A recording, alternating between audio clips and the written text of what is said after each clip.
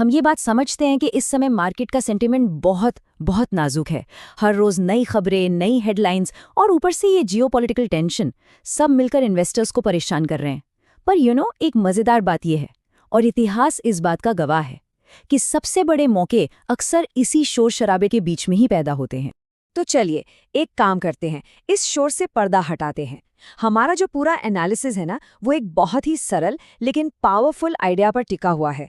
Idea ये है कि शॉर्ट टर्म की जो घबराहट है उसको इग्नोर करके लॉन्ग टर्म की असली वैल्यू को पहचाना जाए।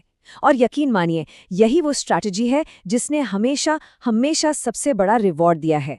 असल में बात यह है कि वेल्थ बनाने वाली हर कामयाब कंपनी के पीछे ना एक बहुत ही सिंपल सा लेकिन पावरफुल प्रिंसिपल छिपा होता है। यही प्रिंसिपल हमारे एनालिसिस की नींव है, और यही हमें उन कंपनियों तक ले जाएगा जिनमें भविष्य की विनर बनने का दम है। तो सवाल ये उठता है कि आखिर ये जादुई प्रिंसिपल है क्या? देखिए, ये एक ऐसा फिल्टर है जो हमें उन कंपनियों को पहचानने में मदद करता है जिनमें 100 बैगर बनने की कैपेबिलिटी है, मतलब 100 गुना बढ़ने का दम। आइए इसको जरा समझते हैं। हमने इसे एक बड़ा मजेदार नाम दिया है, small fish large pond principle. जरा सोचकर देखिए, एक छोटी सी मछली एक बहुत बड़े तालाब में है, उसके पास बढ़ने के लिए कितनी ज्यादा जगह है। बिल्कुल यही चीज उन कामयाब कंपनियों के साथ होती है जो शुरू में तो छोटी होती हैं लेकिन एक बहुत बहुत बड़े मार्केट में ऑपरेट करती। अच्छा, इस प्रिंसिपल को असल में काम करते हुए देखने के लिए चलिए एक क्लासिक एग्जाम्पल लेते हैं जिसे हम सब जानते हैं, बजाज फाइनेंस। ये इस प्रिंसिपल का आप कह सकते हैं एक टेक्स्ट बुक एग्जाम्पल है। अब जरा इस आंकड़े पर गौर कीजिए। अगर हम साल 2008-9 में वापस जाएं, तो बजाज फाइनेंस के पास इंडिया के इतने बड़े क्रेडिट मार्केट का सिर्फ 2.3% हिस्सा था। सोचिए, वो सच में एक बड़े तालाब में एक छोटी सी मछली थी, जिसके सामने बढ़ने के लिए एक पूरा समंदर था। और उन्होंने उस मौके का पूरा पूरा फायदा उठाया। ये जो आप देख रहे हैं, ये है कंपाउंडिंग का जादू।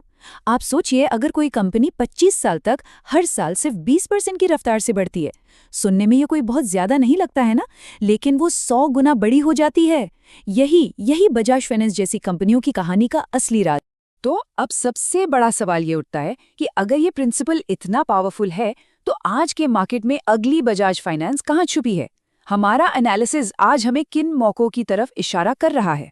तो हमने इसी small fish large pond filter का इस्तेमाल किया और कुछ खास सेक्टर्स को आइडेंटिफाई किया है जहां हमें लगता है कि फ्यूचर के मल्टी बैगर्स छिपे हो सकते हैं। तो वो कौन से सेक्टर्स हैं? तो ये हैं वो 5 सेक्टर्स जहां हमारी नजर है। पहला, नॉन लेंडिंग फाइनेंशियल्स, मतलब स्टॉक एक्सचेंज और एसेट मैनेजमेंट कंपनियां या एएमसीज। दूसरा है डिस्क्रिशनरी कंजम्पशन। तीसरा, स्पेशलिटी केमिकल्स। चौथा, ऑटो एंसिलरी और प्रिसिजन इंजीनियरिंग। और पांचवा, मिड टियर आईटी सर्विसेज। इन सभी में हमें लगता है ग्रोथ की जबरदस्त संभावनाएं हैं। और इन सेक्टर्स के अंदर भी हम एक खास स्वीट स्पॉट पर फोकस कर रहे हैं। ये वो कंपनियां हैं जिनका मार्केट कैप 5,000 करोड़ से लेकर 25,000 करोड़ रुपए के बीच में है। और दिलचस्प बात पता है क्या है? इस साइज की कंपनियों पर बड़े एनालिस्ट का ध्यान ज्यादा नहीं जाता, और बस यहीं पर हमें छिपे हुए हीरे मिल सकते हैं। अच्छा, अब एक ऐसे टॉपिक पर आते हैं जिस पर मार्केट में आजकल बहुत डिबेट चल रही है, प्राइवेट कैपेक्स। ज्यादातर लोग ये मानते हैं कि ये धीमा पड़ा हुआ है, लेकिन हमारे जो आंकड़े हैं वो एक बिल्कुल अलग और सच कहूं तो एक चौंकाने वाली कहानी बता रहे हैं। तो जो कॉमन बिलीफ है वो ये है कि प्राइवेट कैपिटल एक्सपेंडिचर यानी कैपेक्स रुका हुआ है, लेकिन हमारा डेटा ये दिखाता है कि पिछले 12 महीनों में प्राइवेट सेक्टर का कैपेक्स 11.5 लाख करोड़ रुपए रहा है। मतलब आप सोचिए, जो सब सोच रहे हैं और जो असलियत है उसमें कितना बड़ा गैप है। और बात यहीं खत्म नहीं होती। ये जो आंकड़ा है ना, ये कुछ साल पहले के 5 से 6 लाख करोड़ रुपए के लेवल से लगभग डबल है। इसका सीधा सा मतलब है कि एक साइलेंट कैपेक्स बूम तो पहले ही शुरू हो चुका है, भले ही ज्यादातर लोगों का ध्यान इस पर गया ही नहीं। तो जब हम इन दोनों चीजों को एक साथ जोड़कर देखते हैं, एक तरफ स्मॉल फिश लार्ज पॉन्ड वाले मौके और दूसरी तरफ ये साइलेंट कैपेक्स बूम, तो हम इंडिया को लेकर एक कॉन्ट्रेरियन व्यू पर पहुंचते हैं। मतलब भीड़ से अलग एक बहुत ही पॉजिटिव आउटलुक। देखिए, हमारी एनालिसिस के हिसाब से मार्केट को समझने के लिए 3 पिलर्स को देखना बहुत जरूरी होता है। पहला, फंडामेंटल्स यानी कि कंपनियों की अर्निंग्स। दूसरा, फ्लोज यानी मार्केट में जो पैसा आ रहा है या जा रहा है। और तीसरा, सेंटिमेंट, यानी इन्वेस्टर्स का मूड कैसा है। और साल 2026 के लिए हमारी जो कॉन्ट्रेरियन थीसिस है वो इन्हीं 3 पिलर्स पर टिकी है।